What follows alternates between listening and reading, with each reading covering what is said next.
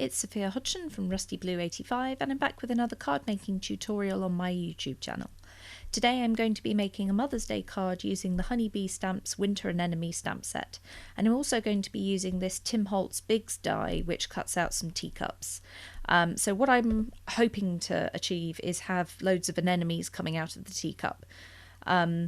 So I've die cut the teacups off screen and I'm just going to be inking up the edges of the teacup with some Distress ink in broken china using my Tailored Expressions blender brushes. And the reason why I'm doing this is I just want the teacup to look a little bit more 3D, so when the anemones are coming out of it, it looks kind of rounded and more three-dimensional. So I just chose a bit of broken china to have a gentle blue gradient on the cardstock. The cardstock is Stampin' Up, and I'm just going to put that to the side now and start working on my anemones. So I'm using the Honeybee Stamps Winter Anemone stamp set, and I've used this one before on my channel. And I'm just going to be stamping on some Bristol cardstock, and I will be using my Arteza real brush markers to colour it in. So I'm going to be embossing my, I'm so sorry, the stamps are off camera. I'm going to be embossing these flowers using clear embossing powder so that they'll have a sort of a white outline, because I didn't really want black. I thought black would be too harsh for this card. In hindsight, I think I would have been alright if I'd used grey, because I've got quite a lot of grey accents in the card, but at the time I thought clear was the best option.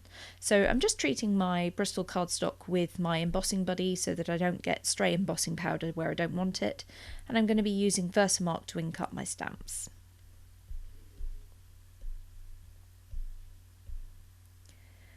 And even though I've used these stamps before and Bristol cardstock is very, very smooth, so it's quite forgiving in terms of stamping, I end up inking and stamping this about 3 different times just to make absolutely sure that I've definitely got a nice impression and that the whole image is stamped out properly.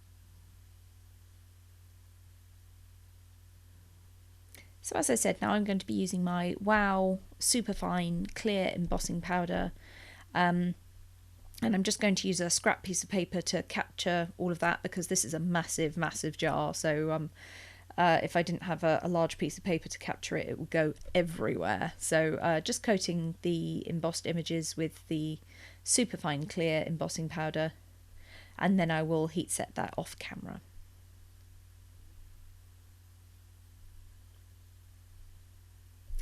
So the Arteza real brush markers that I'm going to be using are Thistle Purple, Wisteria Purple and Violet for the petals.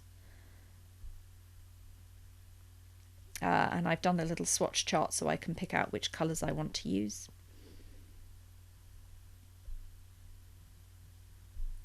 And for the accents, so the centres of the anemones and the leaves, I'm going to be using Smoke Grey, Ash Black and Noir.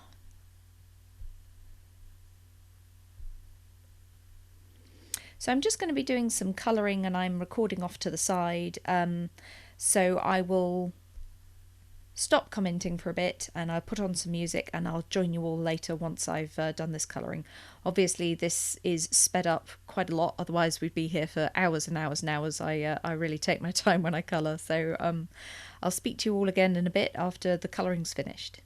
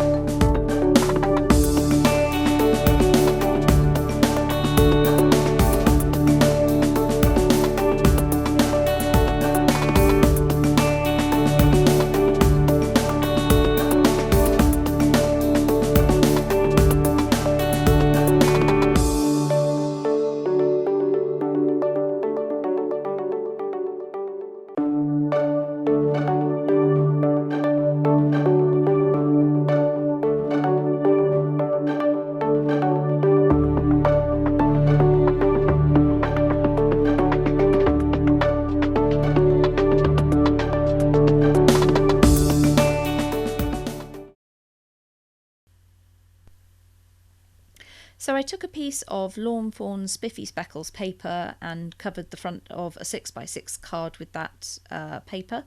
And I'm just getting the arrangement of the flowers and the teacup how I'd like. I'm really sorry about this filming angle. This was done very, very, very last minute, and my camera stand was in the bag, and I decided to keep going with the filming from the side. However, when I'm starting to arrange everything, it doesn't look so great when it's essentially upside down. When you're colouring, it's not so bad. So I've applied the teacup with some liquid glue, the saucer even, and I'm just putting some foam tape on the teacup so that it's a bit popped up. And it also means that the lip of the teacup has been cut out by the die, and it means that you can tuck the flowers into that. So I've just got some liquid glue on the back of that so that I can tuck everything into the teacup, and it looks much more like a kind of intentional flower arrangement that way. So off screen I fussy cut all of the anemones, and I'm just applying some of them with some glue, and I will be applying a few with some foam tape as well.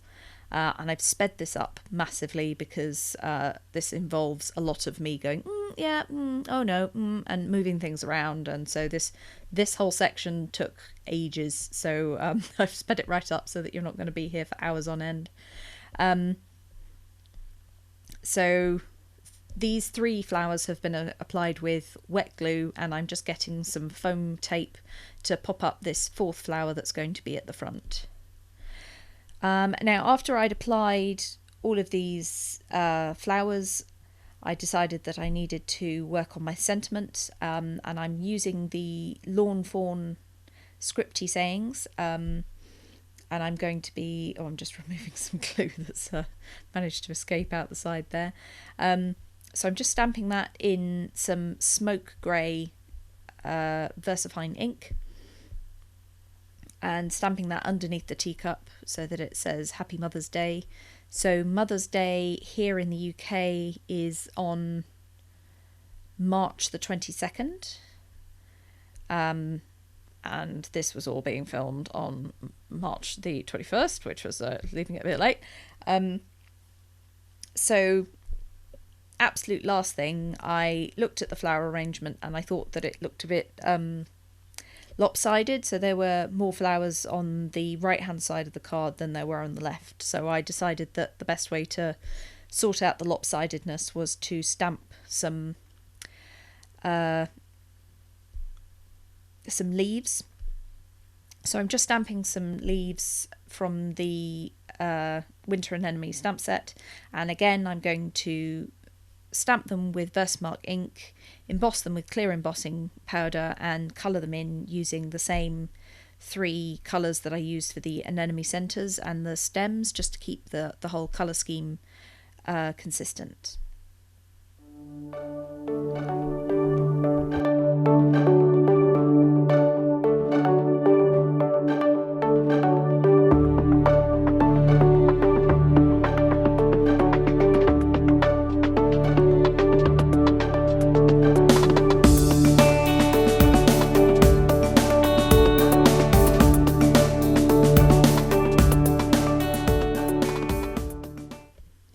After I finished colouring in all of the leaves, I fussy cut them and applied them to the card front using liquid glue, and that is my card finished. I've got some photographs of the finished card at the end.